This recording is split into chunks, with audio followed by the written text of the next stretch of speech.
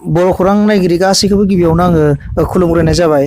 बे समाव आङो बर' खौरां दिनै मोनसे मोगा-मोगि आयदा लानो नागिरदों।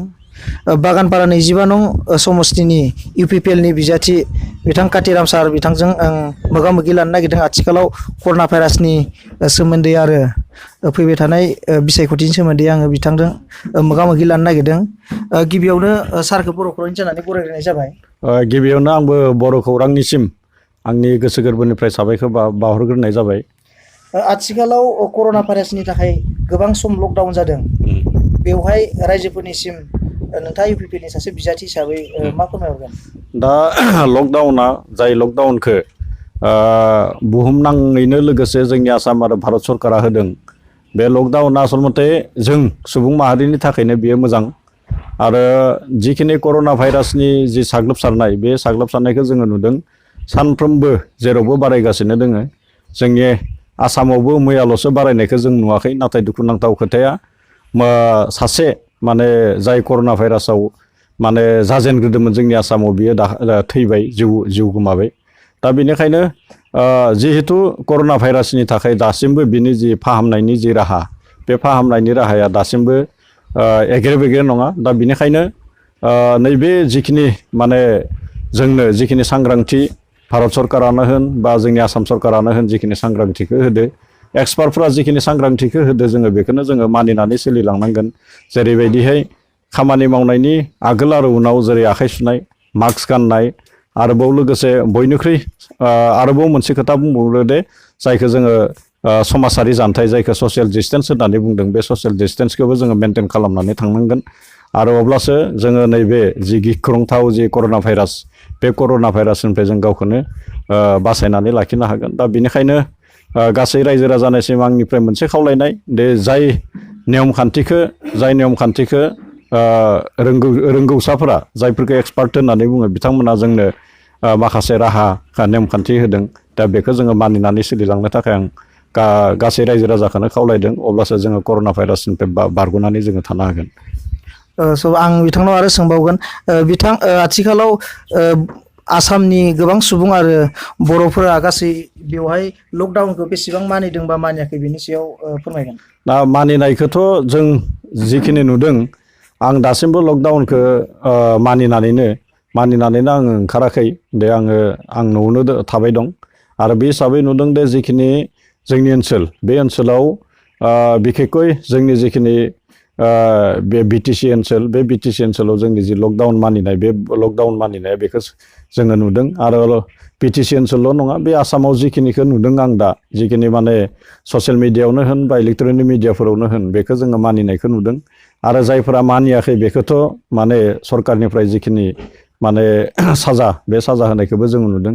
दा बेनिखायनो जायफोरा दासिमबो मोजाङै बुजिनो हायाखै बे लकडाउननि ओंथिखौ, बेखौ जोङो बुजिनो नाजानांगौ। आरो बेखौ बुजिनानै जोङो लकडाउननि ओंथिखौ मोजाङैनो जोङो फालिलांनांगौ। जायनि जाहोनाव जोङो कर'ना भाइरासनिफ्राय गावखौनो बासायनानै लाखिनो हागोन। बिथां कातिराम बर' सारा गासै रायजो राजाफोरनो लकडाउन आरो कर'ना भाइरासनि माबोरै सांग्रांथि जानांगौ बिनि सोमोन्दै बिथाङा मोजाङैनो बुफ्रुनानै होबाय। दा बिथांनाव आङो बिसायख'थिनि सोमोन्दै सोंगोन। कर'ना भाइरास लकडाउननि थाखाय बेवहाय आथिखालाव गोबां सम इलेक्सन बिसायख'थिखौ फावसायलांबाय।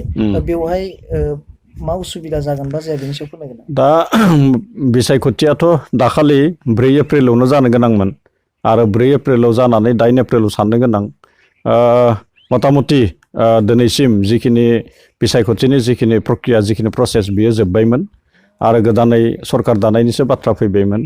दा मोनसे खोथाखौ जोंनि मानगोनां आफादगिरि प्रमद बर' साराबो बुंदों, जोंबो बुंबाय थादों। दे आसलमथे मानसिनि जिउनिख्रुइ बिसायख'थिया देरसिन जानो हाया। जोङो गिबियावनो सुबुं माहारि हिसाबै थांनानै थाग्रोनांगोन। बेनि उनावसो जोङो गुबुन गुबुन खामानिफोरखौ मावनो हायो। दा बेनिखायनो नैबे जों बेखौनो बुंदों, आं बेखौनो बुंबाय थादों दे जिउनिख्रुइ सुबुंनि जिउनिख्रुइ बिसायख'थिया देरसिन जानो हाया। उसुबिदाया जायाखै नङा जादों। खारन आथिखालाव जि हाग्रामा महिलारि दैदेननाय जि सरकार, बे सरकारा 27 खालाराव जिहेतु 27 एप्रिलाव बियो जोबगोन।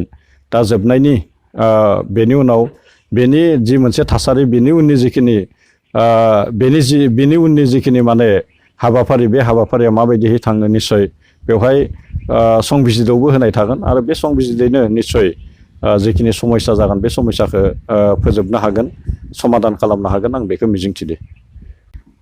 स' आं बिथांनाव सोंबावगोन बिथाङा 25 नं बागानपारा समस्तिनि सासे इउपिपिएलनि सासे बिजाथि बिथांनाव आङो बिसायख'थिनि सोमोन्दै सोंनो नागिरदों बिथांखौ बे ओनसोलनि सासे बिजाथि हिसाबै रायजोफोरा बेसेबां अनसायबाय दं आथिखालाव बा बेसेबां अनसायाखै बेफोरनि सोमोन्दै आं बिथांनाव सोंदों मा फोरमायगोन? दा नैबे लकडाउनाथ' दाखालि 24 खालारनिफ्राय लकडाउना अल इन्डिया बियो जाबाय दा बेनि उनाव जोङो जिखिनि माने बिसायख'थिनि जिखिनि हाबाफारिफोर बे हाबाफारिफोरखौ जोङो माने फोथाराव थांनानै बा फिल्डआव थांनानै जोङो खामानि मावहैनो हायाखै जोङो टेलिफनिक माखासे जोङो जगाजगखौ लाखिबाय थादों आरो दिनैनि समाव नुदों दे जोंनि जि मोनसे बागानपारा समस्तियाव बागानपारा समस्ति हिसाबै जे जोंनि इउपिपिएलनि थासारि बे इउपिपिएलनि थासारिया जोंहा गोदोनिफ्रायनो मोजांखा दासिमबो जोबोद मोजां फारसे फैगासिनो दोङो आरो गोबां सुबुङानो गोबां माने जोंखौ इउपिपिएलखौ अनसायग्रा रायजो राजा बिथांमोना दासिमबो माने टेलिफनिक जिखिनि माने जगाजग जिखिनि जानबुंथाइजों जिखिनि सोमोन्दो लाखिनाय बेखिनि हाबाफारिया जाबाय थादो दे फैबाय थानाय समाव जोङो 25 नं जे बागानपारा समस्ति बे बागानपारा समस्तियाव जों इउपिपिएलआनो जे देरहागोन बेयो दासिमबो रोखा जानानै दंखायो आरो बियो इयुनावबो रोखा जानानै थागोन। स' बिथांनिफ्राय जोङो बिथां सारनिफ्राय जोङो मिथिनानै मोनबाय कर'ना भाइरासनि बागै आरो इउपिपिएलनि बिजाथि हिसाबै गावनि बिसायख'थिनि माबोरै देरहागोन बा बोरै माबाया बेनि सोमोन्दै बेसे अनसायदों बेखौबो फोरमायबाय दिनैनि बे बर' खौरांनि मोगा-मोगि आयदायाव बेखिनियावनो फोजोबनाय जाबाय सार। साबायखर थाबाय बर' खौरांनि गासै रादाब बुथुमगिरि बिथांमोननिसिम आरो लोगोसे बड' खौरां फसंथाननिसिम।